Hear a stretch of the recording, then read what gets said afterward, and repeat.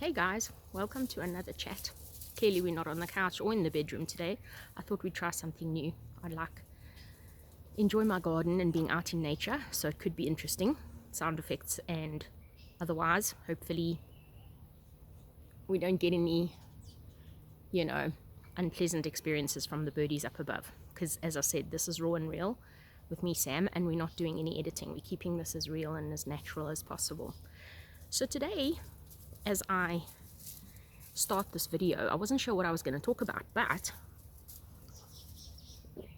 I want to ask you guys a question. You caught a sneak peek there, but I'm enjoying a cup of tea in my garden this morning with, of course, my dog fascinated by this process. He's down here next to me, leaning on my arm, giving me the "Ma, have you lost your marbles" look. But anyway, now you can kind of get a glimpse of what's in this cup, right? But if I had to say to you, what is in my cup? What am I drinking? You could come up with any number of ideas or suggestions, right? You could guess anything really. If you can see the steam rising, you'd know it's a hot drink. Because of the glimpse you caught, you'd know it's probably tea or coffee, so it's tea. But so many people would guess so many other things, and the point of this is that sometimes we think we know something, but we don't know the full story. Okay, so it is a cup of tea. But if you didn't know that it was tea, and if I hadn't told you it was tea, you'd guess anything, right? And you'd be so convinced that you were right because that's your opinion. And I'm leading up into a life lesson or a food for thought thing for today. Just to step away from the tea for a second, let me have a swig first because we don't want it to get cold after all. I'm a tea holic, so if you stick around and this channel keeps going for long, you'll get to see a bit more of this. Anyway, so this morning my friend was relaying a situation. She's been house sitting for a couple of months, and she came home to her flat, which is next door to other family members. They have access to her flat while she's away, and she came home to relatively a pigsty.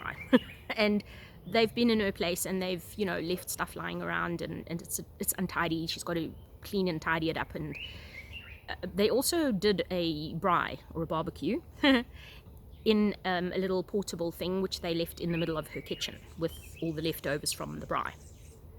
And that got me to thinking, because I was wondering what I should talk about for this next video, and I was like, and it led me to thinking, it's so easy to disregard other people in the midst of what you want and what you feel at any given moment. And just to jump back to the tea situation, I'm drinking out of one of my favorite mugs. They were a set of 4. And just this morning, with absolutely no planning in this, I realized there's only 3 of them. One of them has disappeared. It's broken. And I know that it's not me that broke it. It's the lady who helps me and cleans for me from time to time. And she clearly broke one, but she didn't tell me. And it got me to thinking, how we treat other people and their stuff, not just their belongings and their personal property, but also their hearts, their minds, their emotions. Because it's easy to be cleaning somebody's stuff and you've got no vested interest in it. I mean, who cares? It's just another mug. But to me, this is a sentimental mug, the set, because they were given to me as a gift from somebody, and I appreciate them, and I look after and value and appreciate my stuff. When I'm cleaning my stuff, I said dog. I take care of my stuff, and I'm protective of it because I appreciate it, and it means something to me, and I don't want to lose it. But if it's somebody else's thing, do we care? Do we look after and protect and take care of something that is not ours as much? And that's a tough one to answer, and it's food for thought, right? Because at the end of the day, how we treat other people is more important than obviously how we treat ourselves. But so many of us are so wrapped up in ourselves, aren't we?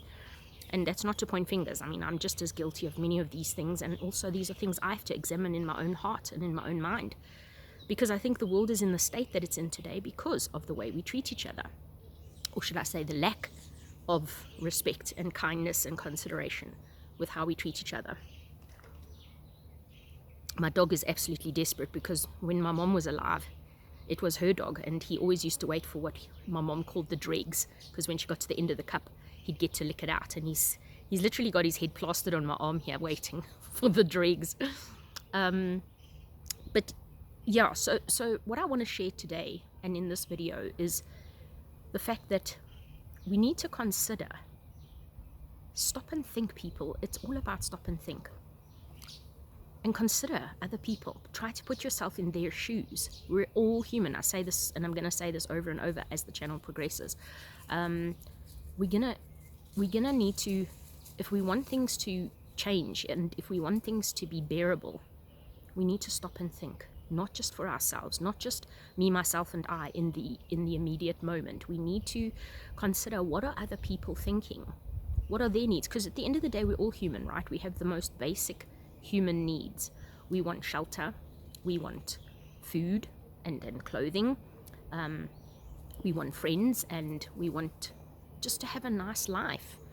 We don't want life to be filled with fear and terror and the unknown and hunger and horrific things that we're seeing happening overseas in some of these areas, especially the war-torn areas.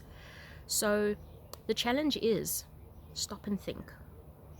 When you're treating other people's things or dealing with other people's things, take extra care. Protect it as if it were your own, because that somehow imparts a good feeling in one's heart, you know? It just lifts your mood when you actually stop and consider other people. If you spend your whole life focused inwardly, focused on just your needs, your thoughts, your desires, and how you can best get the most out of everything for yourself, but you don't consider others around you. And I'm not talking just about family, friends, and immediate loved ones. I'm talking about anybody. If we stop as a world, if the world just stopped and considered another person, something as simple as see somebody who perhaps is looking a bit down or a bit stressed or a bit overwrought with whatever, and offer a smile, a genuine smile. It costs you nothing, and man, can it make a difference. Wow, okay, the wind's picked up, and I think I got a, nope, I thought there was a foreign body invading the tea, but good news, not yet. So, think about ways that you can consider others. It doesn't even have to cost you anything. But I really challenge you also to examine your heart and not be doing things for the simple motivation of, I want to see what I can get out of it. I want to see how it will benefit me. I'm doing this because I'm earning a buck. I'm doing this because it's my job. I think you can see the hint of the dog getting desperate down here, so I better wrap this video up. But stop and think a little bit, people. Stop and think and consider others in the smallest of ways. And if we put that all together, one tiny little gesture won't make a huge difference. But as they say, the old cliche, you know, a little drop in a pond pushes ripples out that are far-reaching. And so if we start collectively thinking about the small things, the little things that we can do, and we all start doing it with a focus of how can I bless and care for and just uplift somebody else, who knows what can happen? Who knows how things may change? Right, I'll catch you on the other side.